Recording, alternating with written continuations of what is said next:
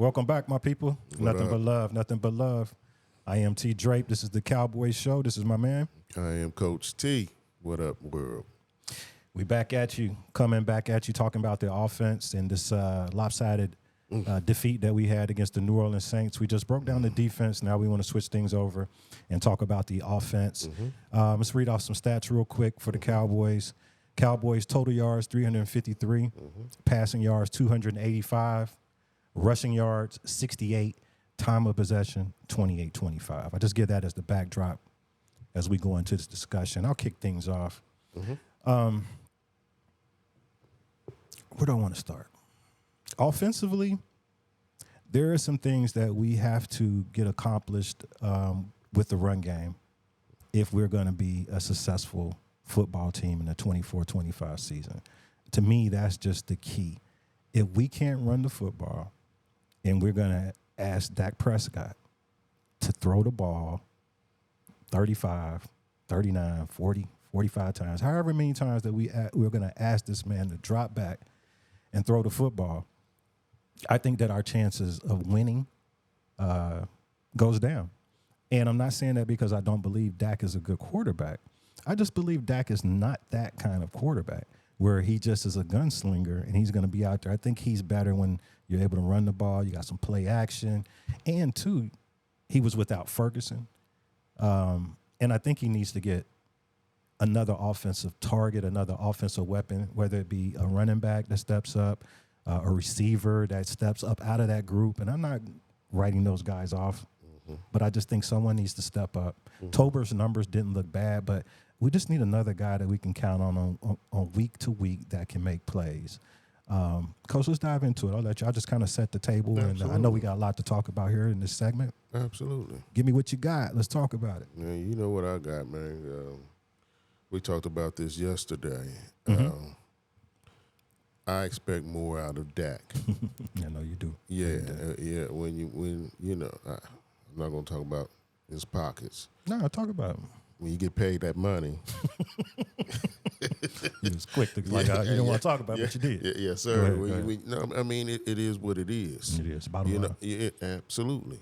When you get paid that money, you're expected to.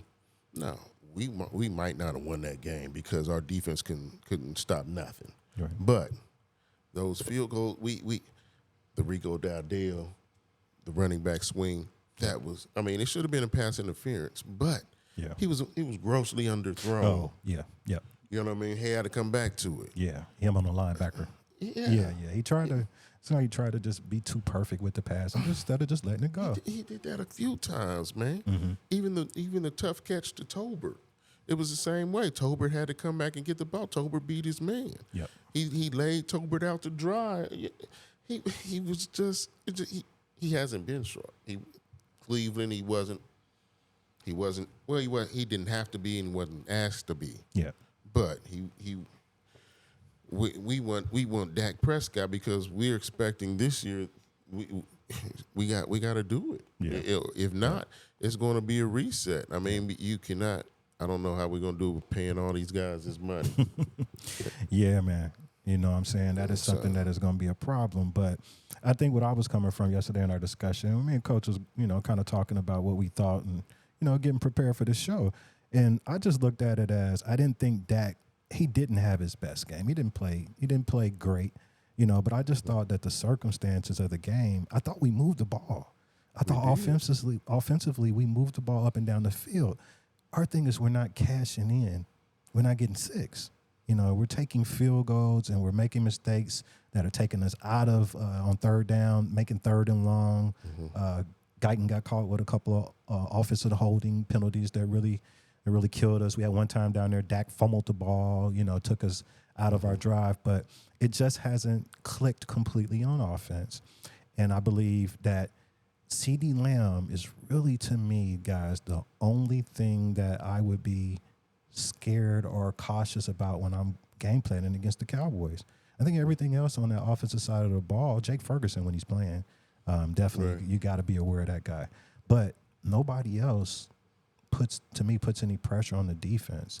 And we've got to have some other guys that's got to step up, that's got to be able to help Dak in that passing game. And what I mean by that is like you can throw as a great quarterback, you can throw people open. The great ones do that. Yeah. But that's asking a lot for a quarterback to do that. You got to think about it, the psyche of Dak. When you go out there and every time you come off the field, you may get 3, you had a good drive, you didn't cash in, they go down, they score. You come back off the field, you're sitting down. Next thing you know, offense will be back on the field. They just punched it in. So now the pressure is elevating on him to be perfect. No. To be able to, you got pressure on him because now he's got to, he damn near got to be, coach. He got to be. You don't have a running game. Matter of fact, at this point, you're not even calling running plays. Some of those throws that he missed. We're talking about maybe before, not even 5 he's throws, though. Yeah. 39 times he put the ball up. You're talking about maybe 3 or 4 passes that weren't good passes. We can talk about the running game now. Okay. If that's what you want to do. Because I want to cover the whole offensive thing. But I just wanted us both to kind of, just our thing of how we feel about as far as Dak. And I know you saying, you asked me yesterday, we should be able to win. He should be able to win us that game. No. Just like you expect if the offense has a bad day, the defense should be able to keep us in the game. Yeah. Sometimes the defense has a bad day, definitely not to that extent. Yeah. But the offense has to find a way to keep us in the game. Yeah. You know what I mean? And we have to find a way to cash in on some of these drives. We have to finish. Yeah. Because if we want to be where we want to be. Yeah, but I just think that's asking a lot. I don't even think Patrick Mahomes, as good as that man is, and I think he's the best quarterback that's playing the game. I don't think 6 consecutive scores. 6. I don't even think he could have. He couldn't even beat them. We're not just necessarily talking about last game. Like I said, not just winning, but keeping us in the game. It could have been 44-28. You know, going into the fourth or whatever. We could have had 21 points, 24 points. That's a lot better. We had a chance to have that in the first half, I think. Yeah, I thought we did. We had a chance to at least put 21, 24 points up on the board. Yeah, and we have to do it. And we didn't. But I'll ask you, I'll pose this question to you. Do you believe that on a week-on-week basis, and you said we're not just talking about just this past game, does he give us a chance to be victorious every week? For the most part. Now we're also talking about some of this. He's not totally at fault because some of this play calling is the route combos. Come on, man. Yeah, I thought some of the play calling was questionable. I didn't like the reverse to Turpin on second down, put us in 3rd and 12. I thought some of the calls just didn't make sense.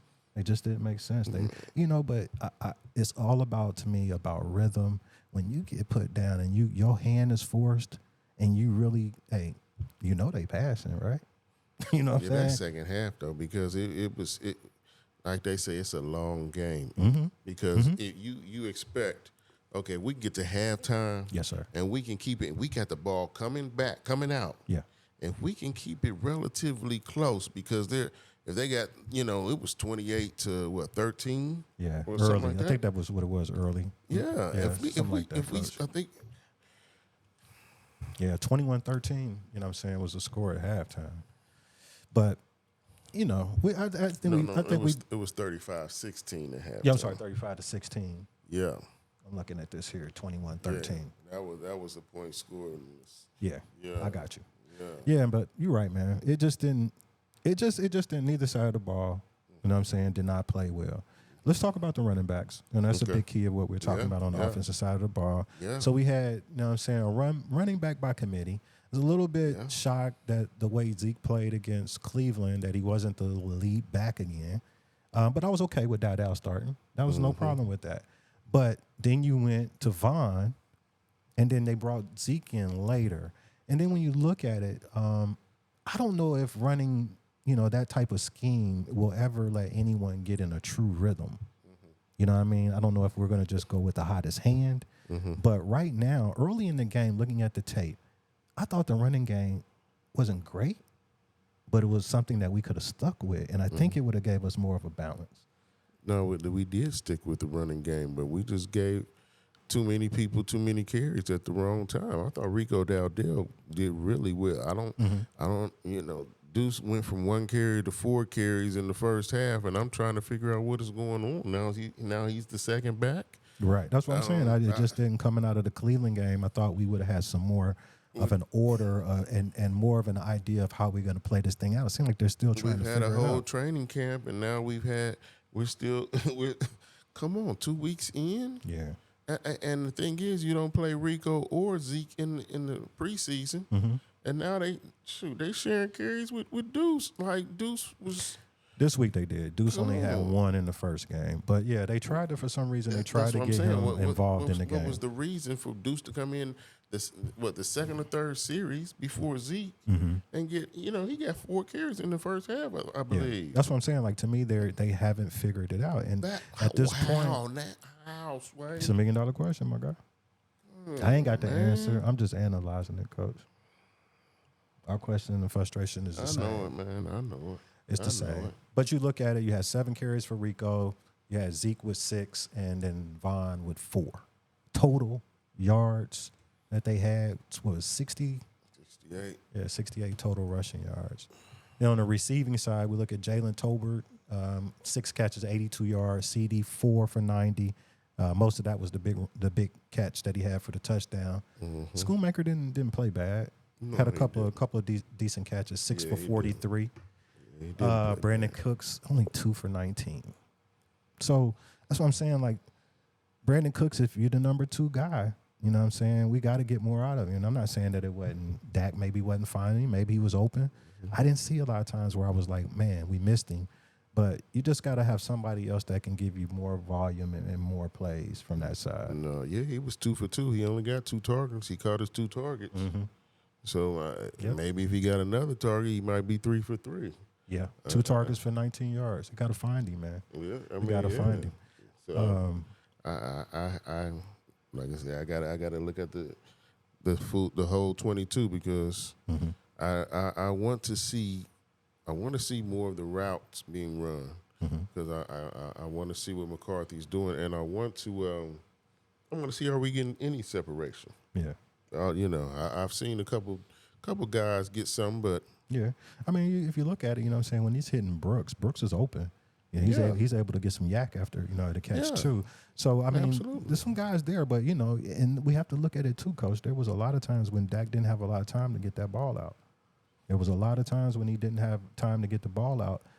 New Orleans Saints put a lot of pressure on our offensive line. That right side of the line ain't looking too hot, man.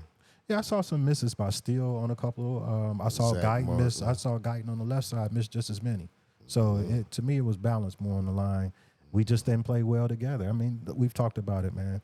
The offensive line, Zach Martin at this point, I don't see the Zach Martin that I saw 2 years ago. I'm not saying he's trash.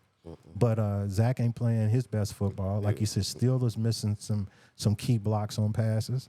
You got Guyton who's suffering, just from being a rookie and learning, So we got to get that guy help. We got to get him more help in run support.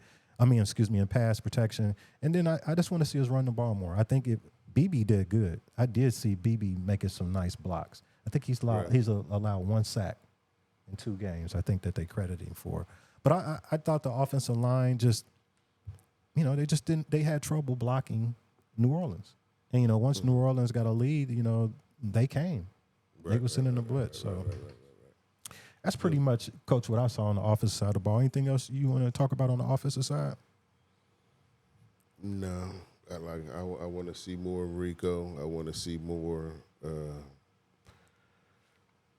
exotic plays. Give me some. Once I saw. New Orleans, I'm like Coach Ward. Hey, what they run? we gonna practice that. We gonna run that. Right. Yeah. Right. So, and that's the thing. You make a great point too. We did the defensive segment first, but and we're going into Baltimore. We'll talk more about it. But you gotta imagine them guys looking at that tape like, we're gonna do some of that too. We're gonna do that too. Yeah, absolutely. All right. That's our offensive segment. We're gonna wrap this up. We're gonna come back, talk about the Ravens. And we're going to wrap things up. All right. Cowboy Nation, we'll be back at you. Yes, sir. One.